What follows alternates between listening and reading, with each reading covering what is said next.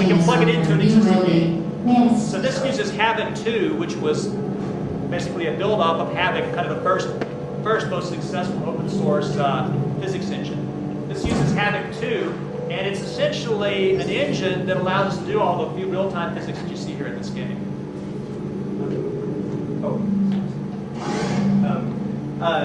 In the next room, we're just going to show you how you can use portals to sort of increase your, sort of break a particular law of physics, a law of conservation of energy and momentum, and we're going to use that to launch.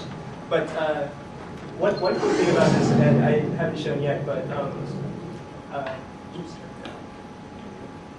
Can hear you better. Yeah. Okay. We can turn down the volume. If you put two portals across from each other, then you basically get this infinite recursive system, right? And if you put one above and one below you, This is what I meant about falling forever.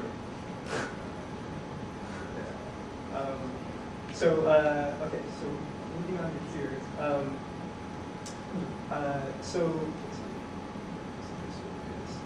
Okay, there's stairs.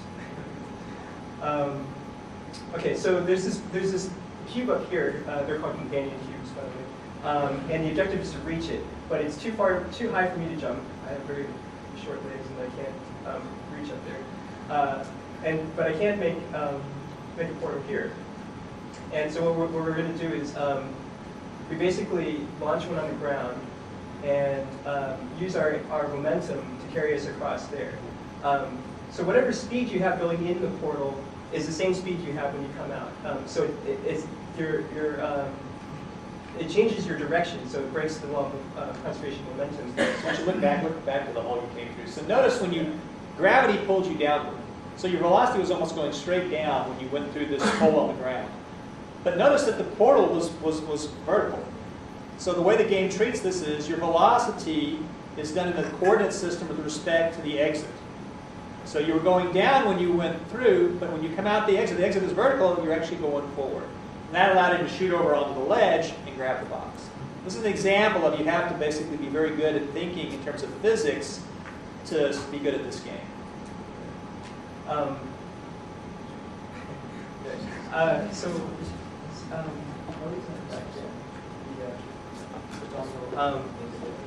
See, should we talk about? Did you get your back working? Yeah, well, the back's working fine. It's just that it won't connect to the this input because I don't have the connector. But so what I was going to show you was Where's your office? It's in Herman Brown. Oh. So what I was going to show you is there's a game called if you're so this game is called Folded, and basically it's a protein folding simulator, and it's a combination of Monte Carlo simulator and a hand-driven simulation. So it allows you to let's see, go to the puzzle menu. Let's go to one of the harder ones.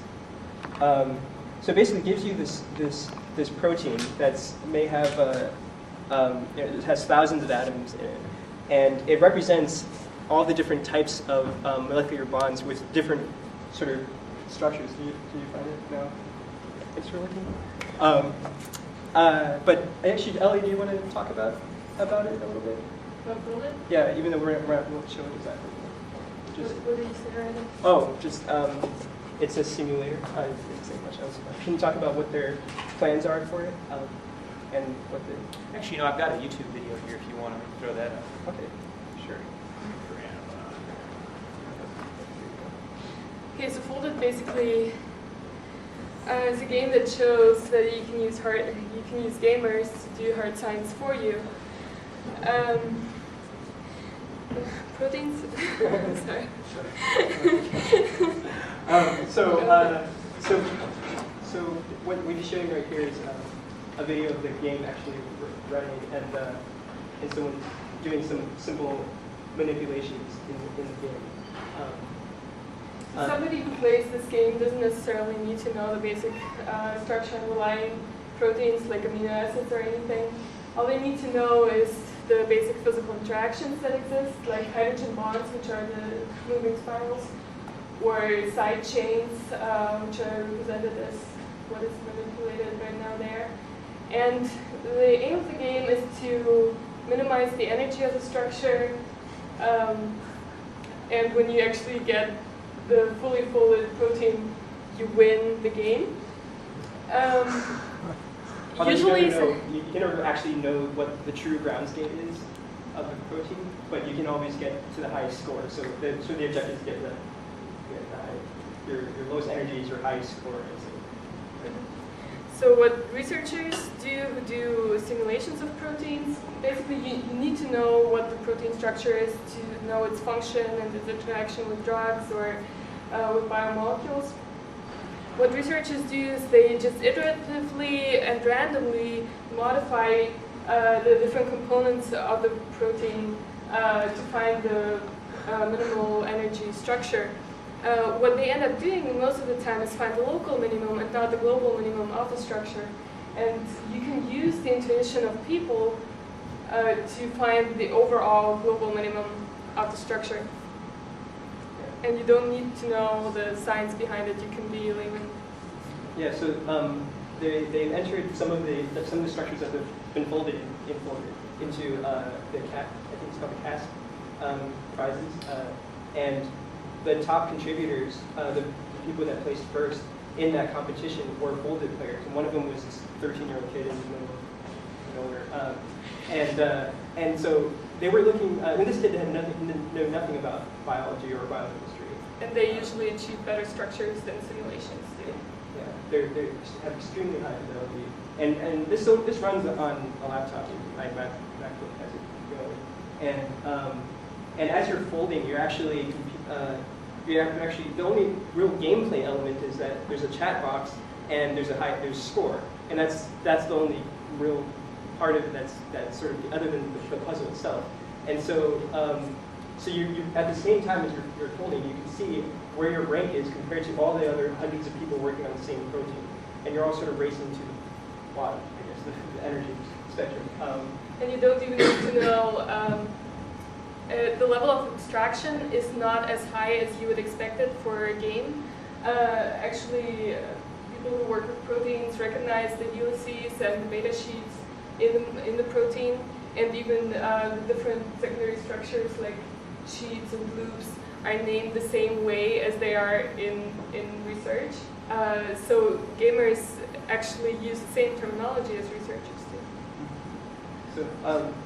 And where they're taking this eventually is you'll actually be able to design your own proteins to for example, I think there are HIV challenges coming up where they'll let gamers like basically develop their own cure for HIV or various forms of HIV, and so that's a very exciting, promising future for the field of protein. But okay, so this is just to show that like so when we showed Halo, I didn't show, but there are thousands of videos of people going back over their games and analyzing their data sets and trying to figure out exactly how certain things happen. Bungie, the developers for Halo, released heat maps of that give probability distribution functions of player deaths and player kills. So basically they'll show like, don't stand here basically that you have the highest probability of dying. And they even split it up amongst weapons. So like if you had battle rifle, for example, this is the most optimal place you should stand. And players will pore over these data sets and figure out exactly how to. So there's this wealth of data. If you sort of provide the data, players will go after it.